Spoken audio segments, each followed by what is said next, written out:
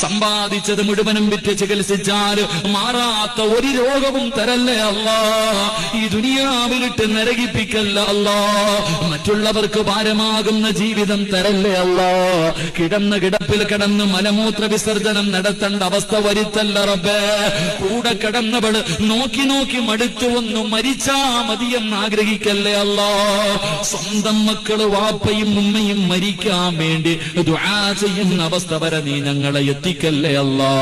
അല്ലാഹുവേ, ഞങ്ങളുടെ ശരീരത്തിൽ എവിടെയെങ്കിലും ക്യാൻസർ, ട്യൂമർ പോലെയുള്ള മാരകമായ രോഗത്തിന്റെ അണുക്കൾ ഞങ്ങളുടെ ശരീരത്തിലുണ്ടെങ്കിൽ ഈ നന്മയ്ക്ക് കൂട്ടുനിന്നതിന്റെ പേരിൽ ശിഫ നൽകണേ അല്ലാ.